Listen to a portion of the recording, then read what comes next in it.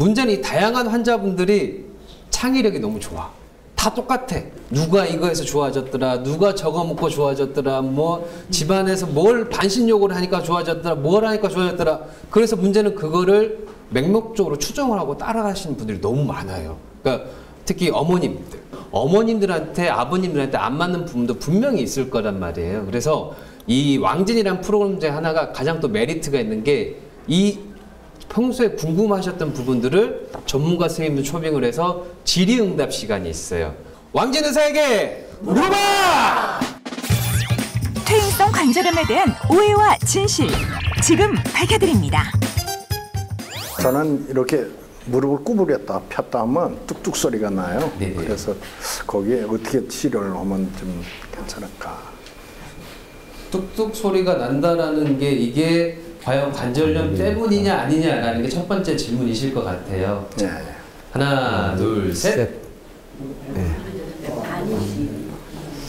예, 뭐 무릎에서 그 뚝뚝 소리 나는 거는 이제 연골들이 부딪혀가지고 나는 소리입니다. 그래서 윤활 작용이 좀 이렇게 안 될 경우에 소리가 나는 수가 있죠. 그런데 이제 그 소리가 난다고 해서 다 퇴행성 관절염은 아닙니다. 그래서 일시적으로 좀 났다가 또 괜찮을 수도 있으니까요. 너무 걱정하지 마시고. 근데 만약에 그 통증이 유발되면서 계속적으로 이제 소리가 난다 그러면은 또 그 다른 또 문제가 있을 수 있으니까 정밀 검사를 받아보는 게 좋습니다. 결국 뭐 통증이 동반되느냐 안 되느냐에 따라서 네, 어떻게 통증은 해야 될지. 없어요. 통증은 없으면은 뭐 신경 안 쓰셔도 돼요.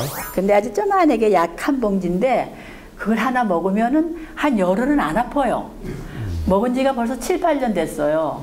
그 약을 먹으면 굉장히 다리가 가볍고 운동도 하게 돼서 이제 그걸 먹으면서 운동도 하고 또 제가 이제 근육 운동도 살리고 이렇게 했는데 그 약이 쭉 먹다 보니까 치료제는 아니고 순간 그 아픈 거를 완화시키는 그런 약인데 그 약을 앞으로도 계속 먹어야 되는지 안 먹어도 되는지 이게 궁금하고요. 하나, 둘, 셋. 먹으면 안 되네. 중요한 거는요, 어머니, 아버님들, 바로 이런 게 문제예요. 좋다 그러면 다 달려든단 말이에요. 근데 실제적으로 어머니께서 가장 간과한 점이 어떤 성분의 약을 먹는지는 아셔야 돼. 예를 들어서 한약재라 그러면 우술, 두충, 속단, 오가피 그런 것 중에서 뭐가 들어가 있는지, 양방, 진통, 소염제가 같이 섞여져 있다면 어느 정도인지, 그거를 어느 정도 복용을 시켜줘야지 나한테 안정성이 있는지, 거기에 대한 데이터가 아무것도 없잖아요, 어머니. 아니, 그러니까 제 말을 끝까지 들어주세요. 네. 물어보러 나오셨잖아. 네. 그러니까 그걸 먼저 아셔야 돼. 약국 가서 물어봐. 이거 성분이 뭐냐? 내가 먹어도 괜찮냐? 이거 먹어도 문제 안 생기지? 그런 거에 대한 확신이 있고, 이게 정말 그러니까 이제 저희 한약 중에서 천연교 신약이라 그래가지고 양방 선생님들이 진통할 수 있게 그런 약들이 많이 나와요. 근데 그런 것도 결국은 안정성이 입증이 되고, 똑같은 한약이라 하더라도 안정성이 입증이 되고 유효성이 입증이 돼야지 결국은 약으로 쓰이는 거거든요. 근데 어머니는 유효성은 입증은 됐을지는 몰라. 하지만은 안정성에 대해서 누구도 입증을 못하는 단계예요, 어머니. 그러니까 저는 당연히 보건복지부 장관님께서 면허를 주신 한의사라는 그런 위치에서 봤을 때는 그런 약을 드신다 하더라도 효과만 좋다고 무조건 먹는 게 아니라 무슨 성분인지는 알고 드셔야 돼요, 어머니.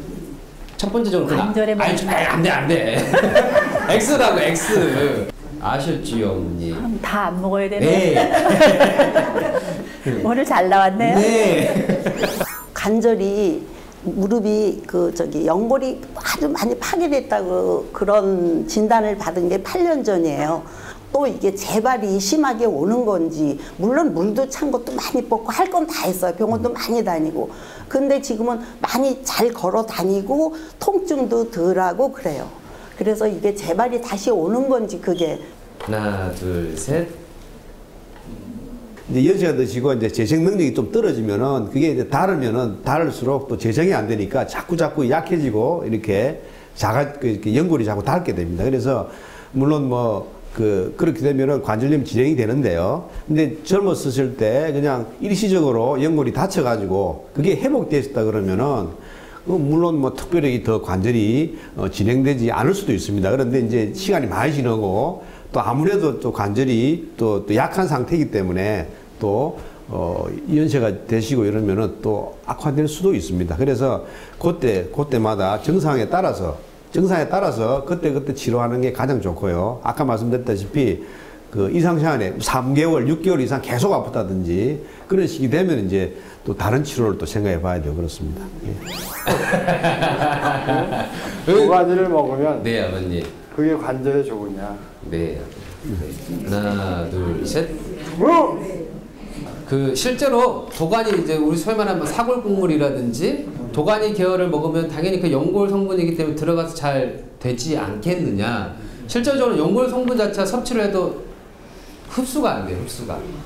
흡수가 전혀 안 돼요. 안 돼가지고 실제로 도가니탕으로 관절염이 나았다고 하신 분들은 도가니탕 때문이 아니라 그 관절염이라는 거를 질병을 인식을 하고 거기에 대해서 다른 걸 해주셨기 때문에 나으신 거지 도가니탕으로 나은 건 절대 아니에요, 아버님. 오히려 도가니가 그렇게 많이 드시게 섭취를 하시게 되면 소화불량을 일으킬 수도 있고요. 그 다음에 혈중 콜레스테롤 수치를 상당히 높일 수가 있어요. 그래서 도가니탕으로 관절질환을 낫겠다, 재생이 될 수 있다는 건 전혀 아니다라고 알고 계시면 좋을 것 같아요.